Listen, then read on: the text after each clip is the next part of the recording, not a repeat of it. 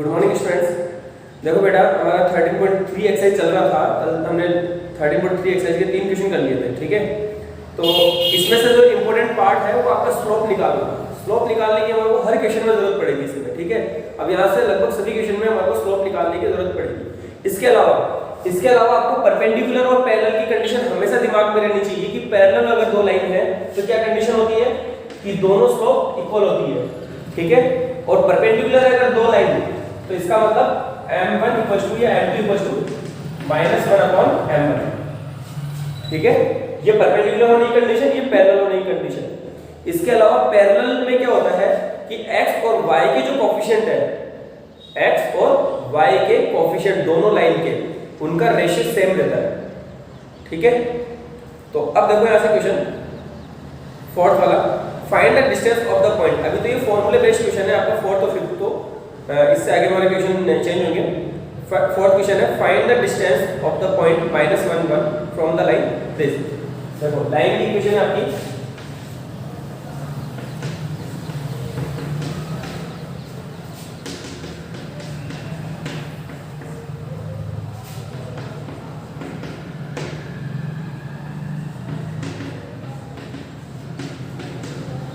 यहाँ 12y - 5y और इसको 10 को भी इधर लाएंगे तो ये +82 = 0। ये आपकी लाइन की इक्वेशन हुई। इसकी -1 से डिस्टेंस निकालिए, तो distance of the line from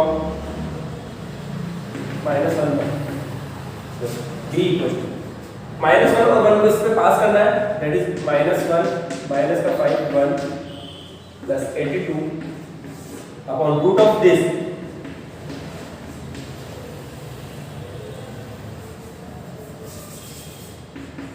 12 का स्क्वायर प्लस 5 का -5 का स्क्वायर, ठीक है। देन d = देखो कितना हो गया, ये -12 -5 -17 को इसमें से माइनस करेंगे तो ये हो जाएगा आपका 65 अपॉन यहाँ पर 13, तो d = 5 यूनिट, ठीक है। क्योंकि डिस्टेंस है, डिस्टेंस फॉर्मूला अप्लाई किया हमने। डिस्टेंस फॉर्मूला आपका a x1 + b y1 + c upon √a² + b²।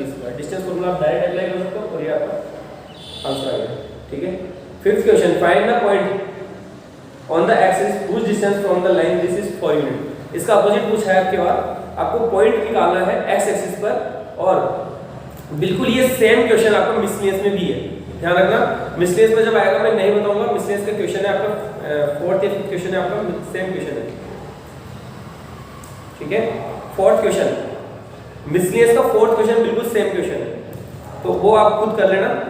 Fourth ये फिफ्थ क्वेश्चन आपको करवा रहा हूं, देखो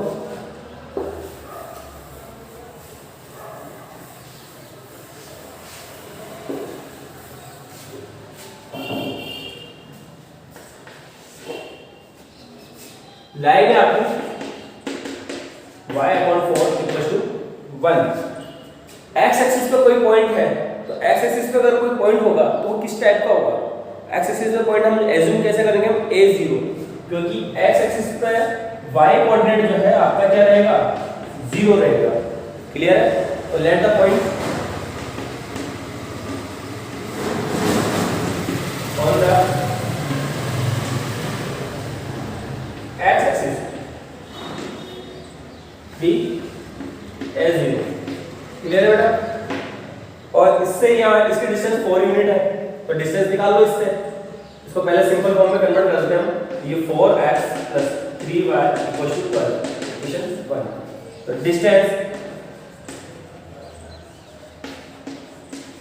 between a0 and line first क्या हो जाएगी, b = देखो इसको इससे पास करते हैं, 4 × a + 3 × 0 -12 अपॉन √4 का स्क्वायर + 3 का स्क्वायर इज दिस। d की वैल्यू आपको दे रखी 4 यूनिट, ठीक है। तो यहाँ पे बचा आपका 4a -12/5, ठीक है। मोड लगा हुआ है, मोड हटाएंगे हम तो प्लस माइनस दोनों इंट्रोड्यूस होंगे, ठीक है। मोड जब हटाएंगे तो प्लस माइनस दोनों इंट्रोड्यूस होंगे। डिस्टेंस पॉजिटिव होगी, लेकिन आपका ए की जो वैल्यू है वो जरूरी नहीं पॉजिटिव हो या नेगेटिव हो, कुछ भी हो सकती है, ठीक है। इसलिए हम प्लस माइनस इंट्रोड्यूस करेंगे। Plus minus 4 equals to 4a minus 12/5। फिर एक बार पॉजिटिव और एक बार नेगेटिव के साथ में विद पॉजिटिव साइन।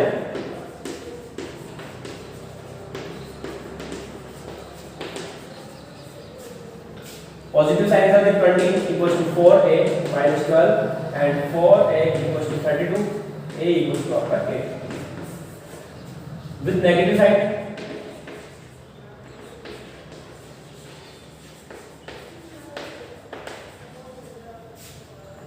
अगर आप नेगेटिव साइन लेते हो तो ये हो जाएगा -20 इक्वल्स टू 4a माइनस 12।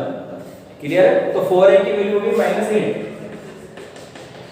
और a इक्वल्स टू हो जाएगा -2, ठीक है बेटा। तो पॉइंट आपका हो गया, पॉइंट इज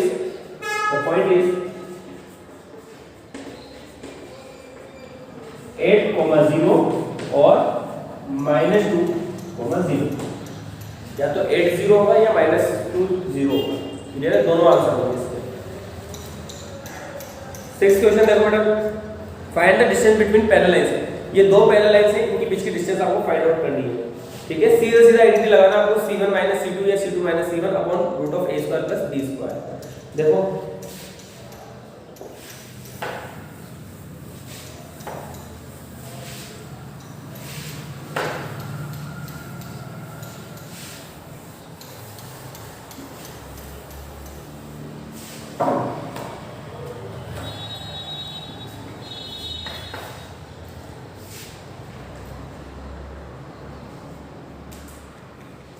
देखो फर्स्ट क्वेश्चन में कर रहा हूं, सेकंड आप खुद करोगे।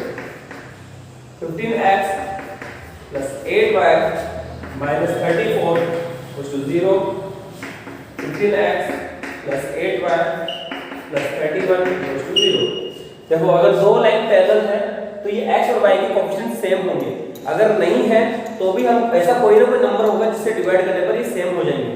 पूरी इक्वेशन को अगर मैं 2 से डिवाइड करूं या 1 से डिवाइड करूं या 3 से डिवाइड करूं तो ये सेम हो जाएंगे। इसमें डिवाइड करने की आपको जरूरत नहीं है, सेम है ऑलरेडी। तो डिस्टेंस निकाल दो, सीधे सीधा आइडेंटिटी लगा देंगे।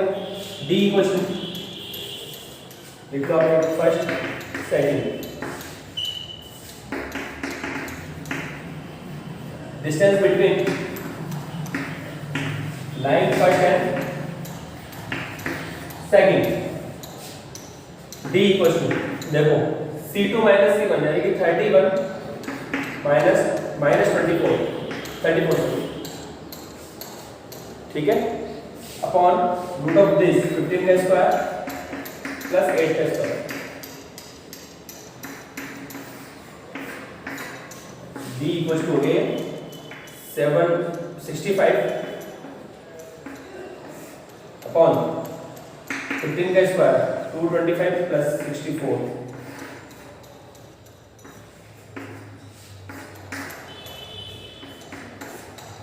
ये हो गया आपका 289 और 70 इसका रूट आ जाएगा 70, ठीक है। ये हो जाएगा 289 और 289 का रूट होता है 70, तो ये 70 हो गया और इसमें कोई डिवाइड नहीं होगा, ये आंसर होगा इसका, ठीक है। 65/15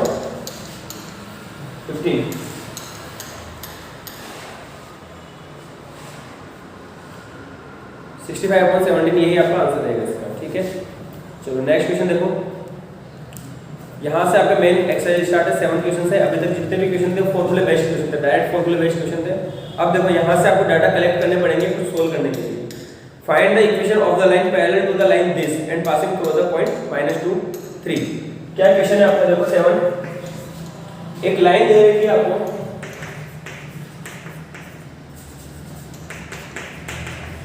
इस लाइन के पैरेलल लाइन की इक्वेशन फाइंड आउट करनी है जो कि आपके -2, 3 पॉइंट से पास होती है, ठीक है। तो पहले तो हमें देखो मिनिमम रिक्वायरमेंट, मैंने आपको पहले भी बताया था 10.2 में कि मिनिमम रिक्वायरमेंट हमारे दिमाग में रहनी चाहिए कि एक पॉइंट लाइन की इक्वेशन निकालने के लिए आपको क्या चाहिए, एक स्लोप चाहिए और एक पॉइंट चाहिए, ठीक है। तो पॉइंट तो इसने ऑलरेडी दे रखा है, अब स्लोप कहां से लें, तो स्लोप यहां से लेंगे क्योंकि इसके पैरेलल है, तो जो स्लोप इसकी होगी वही स्लोप उस लाइन की होगी, ठीक है। तो slope of line, slope of the line कितनी हो जाएगी, y, यहां से डायरेक्ट निकाल सकते हो आप चाहो तो, m इक्वल टू, देखो ये उधर जाएगा तो माइनस का 3 और माइनस के 3 को 4 से डिवाइड करोगे तो 3/4, ठीक है। y equal to mx plus c, मैंने निकालना सिखा दिया आपको, पहले निकाल दिया हमने। तो y equal to mx plus c में अरेंज करोगे तो आपका आंसर आ जाएगा ये, ठीक है। और m1 स्लोप m में कर दो इसको, ठीक है। इक्वेशन ऑफ द लाइन, इसको इक्वेशन ऑफ द लाइन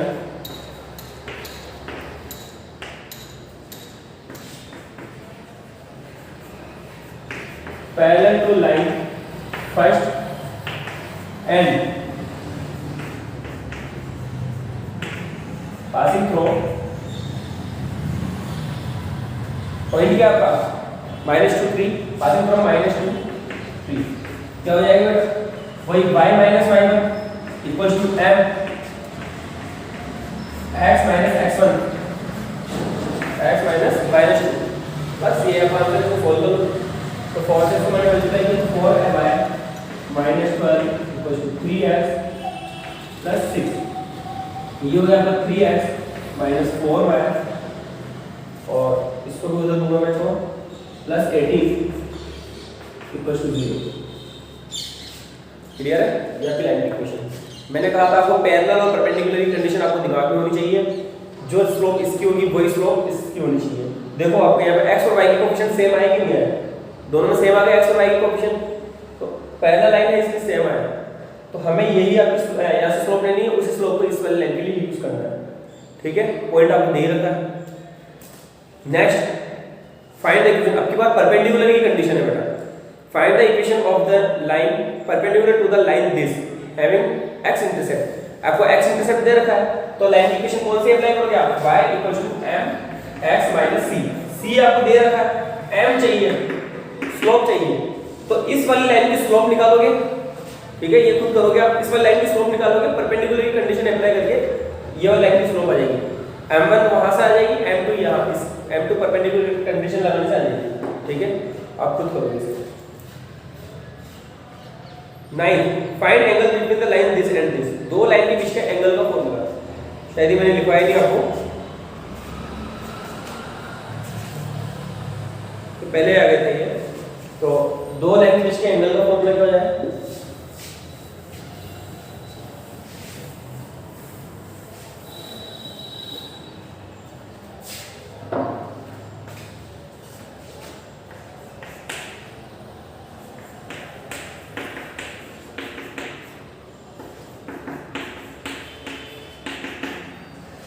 दो लाइन के बीच का एंगल निकालना है, तो हमारा फॉर्मूला है tan theta equals to m2 minus m1 upon 1 plus m1 m2, ठीक है।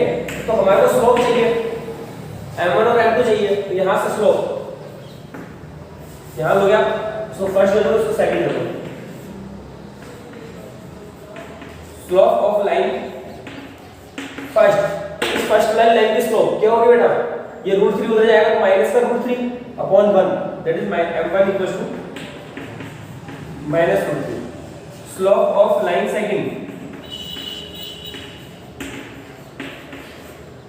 इस वाली लाइन की स्लोप क्या होगी, m2 इक्वल्स टू -1 अपॉन √3।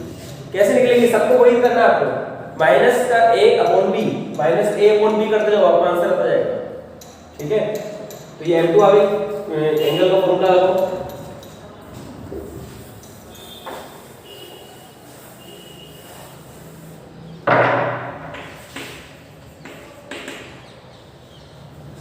-2 या -1 upon √3 minus √3 upon 1 plus -1 upon √3 into -√3, ठीक है। सॉल्व करो इसको, देखो ये तो हो गया 1, ठीक है, माइनस माइनस प्लस हो जाएगा और रूट 3 से रूट 3 कैंसिल होकर 1 हो जाएगा। और डिनोमिनेटर में न्यूमरेटर में हमने एलसीएम लिया तो ये हो गया आपका -1 + 3 अपॉन रूट 3 और अपॉन में 2 and tan theta equal to हो गया बेटा ये यहाँ पे 2 से 2 cancel 1 upon root 3। tan theta equal to आता है आपके पास 1 अपॉन रूट 3। तो थीटा इक्वल टू हो गया यहाँ से π/6 and theta equal to n pi sorry only π/6 ही होगा। ठीक है, क्योंकि जो एंगल की वैल्यू होगी या तो आपकी एक्यूट एंगल होगा या फिर एब्ट्यूस एंगल होगा, या तो फर्स्ट क्वाड्रेंट में या सेकंड क्वाड्रेंट में, इससे ज्यादा हमें नहीं लेना एंगल की वैल्यू। दो लाइन के बीच में एंगल जो है π/6 हो जाएगा।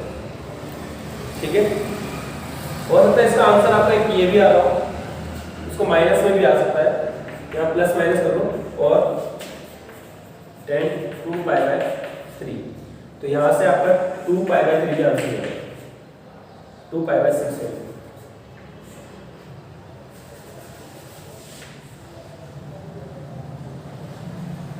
क्योंकि 30 डिग्री की वैल्यू है ये 1/√3, तो ये 2π/1 सॉरी 150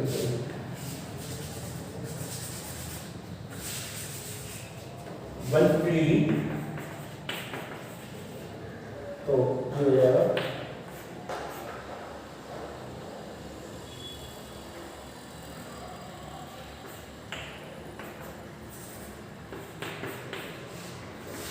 5π/6 और यहाँ पे 5π/6। ठीक है, ये भी आंसर हो सकता है इसका। तो काफी आज के लिए इतना ही। आपका 10th क्वेश्चन से हम कल करेंगे, आपको 9th क्वेश्चन तक वर्क करना है। ठीक है, और 10th क्वेश्चन से हम कल करते हैं। आज के लिए इतना काफी, थैंक यू।